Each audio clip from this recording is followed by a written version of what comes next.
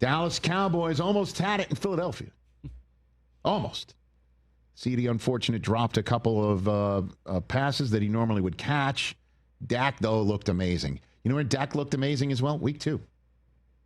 Against the Giants pass rush that the Cowboys offensive line, Dak's quick throwing, and the running game that everybody thought the Cowboys would not have, came to the fore. And Brandon Aubrey can, as I mentioned, can kick it from any point on the star that's at the 50-yard line, even the ones that go several yards into their own territory. Just give him any point on the star, and he'll make a field goal from it. Sure enough, he did to force overtime. They win. They're 1-1, feeling good about themselves going into Chicago, which entered yesterday's second home game with fans still wiping the bitter taste out of their mouths of the way the first home game went against J.J. McCarthy and the Minnesota Vikings. J.J. McCarthy winning. He won Offensive Player of the Week in the NFC in just one quarter of action. And then Jared Goff, in 4 quarters of action against Chicago, won NFC Offensive Player of the Week himself. So the quarterbacks to go against the Bears defense, 2 for 2 in NFC Offensive Player of the Week awards. So Dak was kind of all set up. But Ben Johnson and Caleb Williams are working together. And Caleb showed up. And CeeDee Lamb goes down. Those 2 things that happened in the first quarter left their imprint for the rest of the game. CeeDee Lamb on a running play that T.J. Jefferson laments the choice of play call. You sure it's not 20/20 hindsight? The fact that he did not get up and it has to that dreaded high ankle sprain? I said it when I'm looking. I looked down at my phone and I literally said it during the play. Like, what's he doing running? I said, why is he in the backfield? And I was like, he was running the ball. I was like, he's just a decoy. Ben Johnson, though, Brockman, pulling out all these trick plays. Where were they the first 2 weeks? Like, I love a trick play. I love a flicker of fleas. I love a flea flicker. And you couldn't have done that before? You had to use that time for us? I don't know. It was a must-win. I don't know, man. Maybe he just was doing one for the team. Because it's Matt Eberflus. He was doing it against the coach who, according to Seth Wickersham's book, our friend at ESPN, did not kind of teach Caleb how to watch film. And the whole first year that Caleb had, the experience of 68 sacks that he took, and then he didn't say a word at the post-game podium, I think shows part of the reason why he's got the C on his chest. It's not just because he was a first overall pick a couple of seasons ago, pardon me. And Caleb, needs to start progressing. Otherwise, there'd be a lot of chatter. Yep. And a lot of murmuring, and then a lot of screaming. That's just from Adam. And Adam, our call screener from Chicagoland area. Well, guess what? Williams, in yesterday's boat race win, 0 sacks for the first time since he beat Stanford. Wow. At USC on September 9th, 2023, 56-10. Rome Odunze is catching passes. Luther Burden III has entered the chat, everybody, as 4 different players had a receiving touchdown in week 3. Odunze, Burden, DJ Moore, and Cole Kmet. Sheesh. 4 takeaways later from the Bears defense, and this thing was in the books. 4 passing touchdowns. That ties a career high for Caleb. I would know when the other one was because I called it in London last year. Oh. He had 4 touchdowns that day.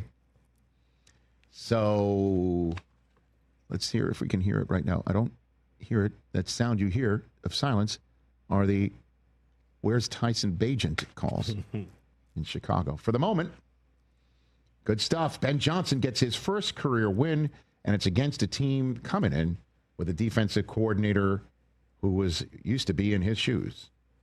The first 2 weeks have not gone the way we wanted to, and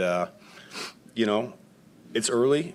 But we got to get the issues fixed. And I thought the guys were committed to that here this week. And we had a good week of preparation, and they came out and they played inspired football today.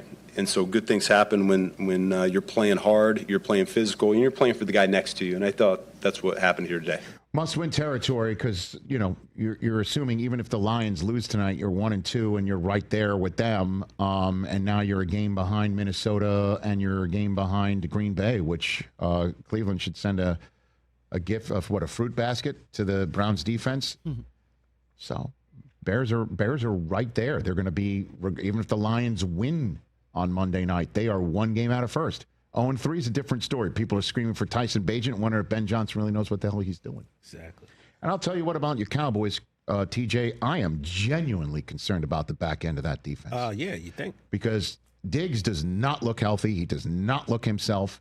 And they also don't have a front end of the defense to provide enough pressure to get a sack. To get the back end of the defense some help. Some time, yeah. And just in time for CeeDee Lamb to be out for the foreseeable future, if it's the dreaded high ankle sprain, just in time for us to come off a game where the guy who was sacked 68 times last year has his first sackless game since he was in college. Just in time for all of that, coming off of their first loss of the season with a terrible taste in their mouths. Fueled by a couple of bad penalties from this man. On Sunday Night Football in Week 4, in comes Macca. He might have maybe gotten a sack for us had he still been here. Well, I'm just saying you're missing a pass rush. You were hoping Jadeveon Clowney is going to come off the couch and provide some. Kenny Clark goes down due to injury. CeeDee Lamb is out. Hey, George Pickens did well, but he did have, a drop. And in comes Green Bay coming off of that loss in Cleveland. And all week long, they're going to be hearing from their coaching staff. They're going to be hearing it from some fans. They're going to be hearing it from people, if that matters, on TV, basically saying, are they for real or not? And into Dallas, this is how they welcome home our friend Macca. Oh, you know the worst part about that game yesterday?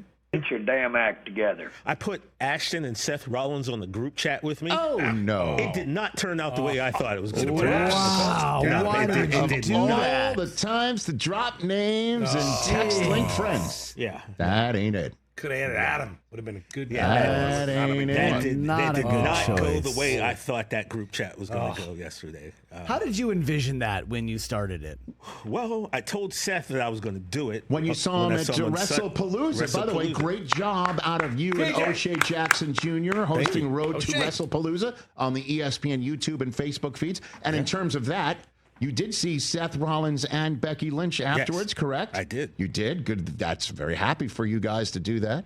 O'Shea told me this morning as I called him on the way in, because I knew I'd be seeing you here. You mean he answers your call? He does. Wow, that's amazing. Get that. Well, listen, we're tight like that. We're also business partners. He saw Punk, too. Yeah, we saw Punk. Okay. Yeah. And you know how many people saw your feed? Do you know where the numbers? When it's all said and done, over 170,000 people. Look at that. Really? Saw it. Yeah. There it is. Look at that. I didn't. 171,965 views as of this morning. Woo. On the ESPN YouTube. Look at you guys there on the set. Sitting there in front of people behind you, cheering. I mean, I mentioned you a few times during the broadcast. I was watching you guys. It's okay. You didn't have to do that. Well, I mean, I was trying to put a connection towards, ESPN, going to school in the morning, having it on, coming home at night, leaving it on, and then wrestling, just the combination. I don't know if you saw, you got a positive review from the media critic of Front Office Sports. No, I didn't. Ryan Glasspiegel.